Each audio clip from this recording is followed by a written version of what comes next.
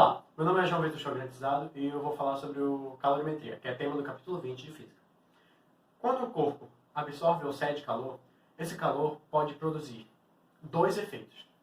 Quando o corpo absorve calor, por exemplo, ele pode esquentar, mudança de temperatura, ou ele pode mudar de estado físico. Então o calor ele pode produzir esses dois efeitos: mudança de temperatura ou mudança de estado físico. É por esse motivo que aqui nós vamos separar o calor em duas partes. Quando o calor gera mudança de temperatura, a gente chama de quantidade de calor sensível. Quando o calor gera mudança de estado físico, a gente chama de quantidade de calor latente. A gente vai às equações. Para você calcular a quantidade necessária para mudar a temperatura do corpo, a gente bota a seguinte expressão: quantidade de calor sensível é m vezes c delta T. Uma equação bem básica, uma famosa equação que macete. Quantidade de calor sensível depende da massa do corpo. Quanto maior a massa, mais calor ele tem, mais calor é preciso para mudar a temperatura. Se você quer mudar a temperatura, a gente depende também do ΔT. E a gente também depende de uma grandeza chamada calor específico. Esse calor específico, ele mede a quantidade de energia. Você sabe que para cada grama do corpo, ele possui sua própria quantidade de temperatura. Por exemplo, o calor específico da água é de 1 caloria por grama Celsius. O que significa dizer que para cada grama de água, a temperatura é 1 grau Celsius. Ela pode absorver ou ceder, dependendo da esquentar ou esfriar, 1 caloria. Se você pega, por exemplo, um calor específico do ferro, o calor específico do ferro é de 0,1 caloria por grama grau Celsius. Observe, mudar a temperatura do ferro é muito mais fácil. Por quê? Porque cada grama de ferro precisaria agora de 0,1 caloria para elevar 1 grau Celsius. Enquanto a água, cada grama precisa de 1 caloria. Agora atenção, você também pode calcular essa quantidade de calor de uma outra forma. Você poderia juntar esses dois termos. Vou fazer isso para você. Juntar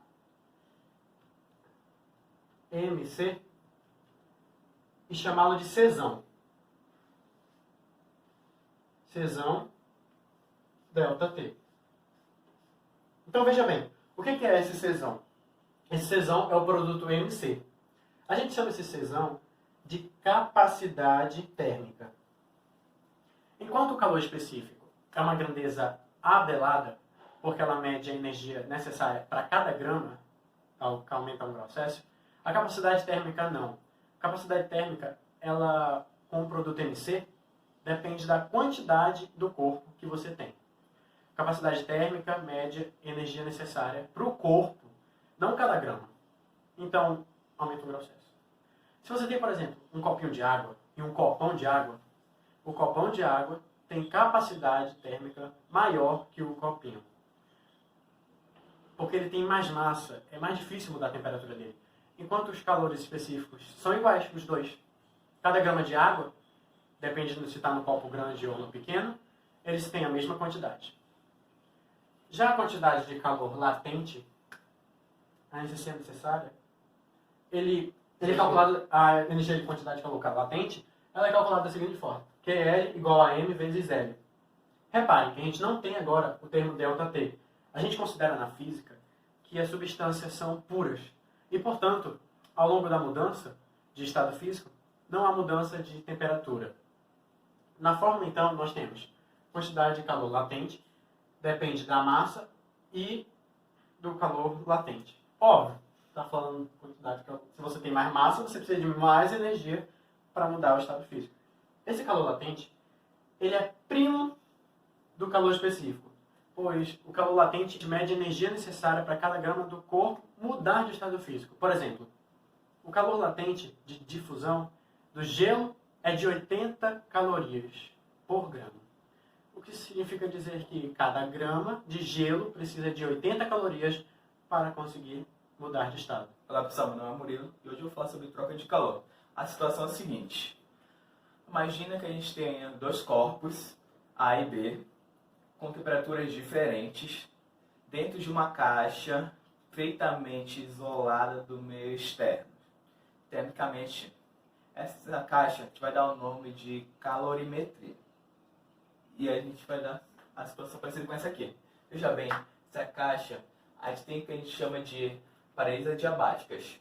Paredes adiabáticas são paredes que não permitem que a energia térmica daqui de dentro vá para o lado de fora e nem que a energia térmica do lado de fora venha aqui para dentro. Ou seja, o que a gente tiver aqui dentro está isolado do lado de fora. E o que nós temos dois corpos, A e B, temperatura do A 80 graus Celsius e temperatura do B 20 graus Celsius. Você já sabe nesse momento que quando tem diferença de temperatura, existe troca de calor. E o calor vai espontaneamente da maior para a menor temperatura. Veja bem. Então, o calor vai fluir aqui, ó, do corpo A para o corpo B. Esse calor representa por quê? Pela letra Q. Se não tiver mudança de estado físico, você já sabe que quando o A está perdendo calor, ele vai esfriando. Quando o B vai ganhando calor, ele vai esquentando. A temperatura do A está diminuindo. A do B está aumentando. Diminuindo, aumentando, diminuindo, aumentando, diminuindo, aumentando. Chega uma hora que igualdade de temperatura. A esse momento, a gente dá o nome de equilíbrio térmico. Equilíbrio térmico é sempre uma situação de igualdade de temperatura. Enquanto não tiver igualdade de temperatura, vai ter troca de calor e não é equilíbrio térmico. Mas a minha pergunta é a seguinte: nesse problema, será que essa temperatura de equilíbrio é de 50 graus Celsius? Por que 50 graus Celsius? Veja bem, um aluno ele acha o seguinte, ó, temperatura de 80 e 20 graus Celsius, quer saber? Eu vou somar as duas e dividir por 2. 80 mais 20, 100, dividir por 2, 50. Um aluno, dessas vezes, quer fazer a média dessas temperaturas e achar que a temperatura de equilíbrio é 50 graus Celsius. Mas isso não é verdade. Pode ser que isso aqui não, pode ser que sim, pode ser que não. Encontrar a temperatura de equilíbrio não basta fazer as médias. Isso depende de alguns fatores. Depende, por exemplo, qual é a massa do corpo A, qual é a massa do corpo B. Depende qual é o material que é feito o corpo A, o material que é feito o corpo B. E quando eu falo de material, eu estou pensando em calor específico. Então, assim, não é simples, tá? Mas então, como é que eu faço para encontrar essa temperatura? A gente utiliza a chamada equação do calor do calorímetro. A equação do calorímetro me diz o seguinte: se o sistema está isolado, tudo de calor que o A perdeu foi a quantidade que o calor B ganhou.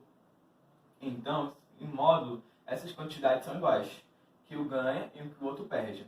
Mas só que lembrando, calor absoluto é calor positivo, calor cedido é calor negativo. Entendeu? Então, se eles são iguais em módulo, só que uma positiva e outra negativa, se eu somar os dois, tem que dar quanto? 0. Essa é a equação do calorímetro. Veja bem. A quantidade de calor absorvido mais a quantidade de calor cedido tem que dar 0. Mas o que você vai fazer agora a partir de agora? Qual é a quantidade de calor absorvido pelo A? MC ΔT para ele, calor sensível. Mais quantidade de calor cedido pelo B, MC ΔT para ele. Aí é claro, você precisa dos dados da questão, da massa, do calor específico e tudo mais. Lembrando, dica importantíssima, esse ΔT é sempre uma temperatura final menos a temperatura inicial. Então, no MC ΔT que você vai escrever para o A, o ΔT seria a temperatura final, que eu vou chamar de equilíbrio menos 80, que é a final. NC ΔT por B seria a temperatura final ΔT T menos a inicial, que é 20. Não confunda esse ΔT, senão você vai ter problema na questão. Bom, basicamente é essa a estratégia para você receber de troca de calor. Nós temos aqui ainda, pessoal, a potência da fonte de calor. Potência você já estudou. Potência é o trabalho realizado pela unidade de tempo. E aqui, a potência da fonte térmica vai ser dada pelo calor produzido em um determinado tempo. Durante a ação, ela fornece calor ao corpo no certo intervalo de tempo de seu aquecimento. Durante a ação da fonte térmica, ela fornece calor ao corpo durante um determinado intervalo de tempo, seu aquecimento. Com isso tem a quantidade, a energia fluindo, e a razão entre as grandezas, roda da sistema internacional, é o Watt. Vale lembrar que Watt é Joule por segundo.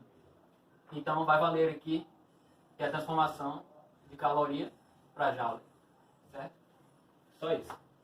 Meu nome é Livre Macedo. Meu é Manuel Mota. E nós vamos falar sobre o capítulo 21, que fala sobre a mudança e diagrama de fase.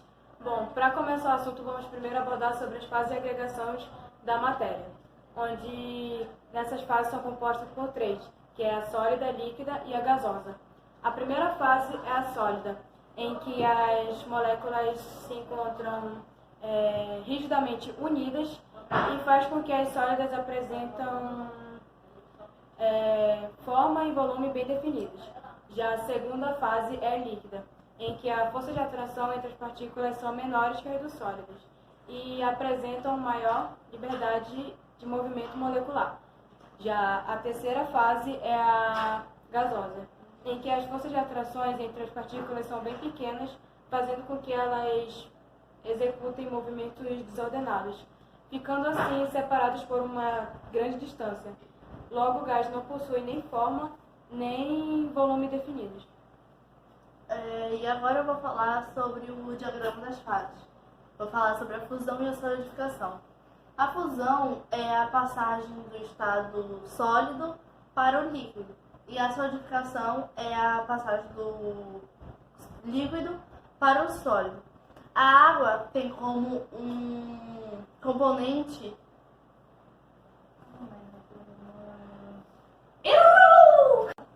eu vou falar sobre a fusão e a solidificação. A fusão é a passagem do estado sólido para o estado líquido. E a solidificação é a passagem do líquido para o sólido. A água tem como um comportamento anômalo, que faz com que o volume dela aumente no seu estado sólido. E isso seria a fusão. A solidificação seria a redução do volume da água. Outras três fases importantes é a evaporação, ebulição e a calefação. A primeira fase é a evaporação, que é um processo que acontece natural e lentamente. Um exemplo que temos é quando um indivíduo vai botar as roupas no varal. Já a segunda fase é a ebulição, em que acontece um processo artificial. Temos como, por exemplo, quando o indivíduo vai colocar a água para ferver no fogão. E a terceira fase é a calefação, quando um líquido vamos supor, encosta ou entra em contato com alguma coisa muito quente ou com uma temperatura muito elevada. E isso faz com que haja um processo instantâneo do líquido para o vapor. Agora eu vou falar sobre a sublimação. A sublimação é a passagem da fase sólida para a fase gasosa, ou vice-versa. Para a sublimação, quanto maior for a pressão a que estiver submetida a amostra, maior será a temperatura na qual ocorrerá a mudança de fase. A curva que estabelece essa amostra entre a pressão e a temperatura de sublimação é denominada curva de sublimação. Se um gráfico for apresentada a curva de fusão e solidificação e a curva de ebulição e condensação, será observada a existência de um ponto de intersecção entre elas. Esse ponto é denominado ponto triplo. Nesse ponto triplo, ocorre a coexistência em equilíbrio do sólido, do líquido e do vapor. Bom, esse foi nosso vídeo aula do capítulo 20 e 21. Obrigada por assistir. Até mais. Até mais.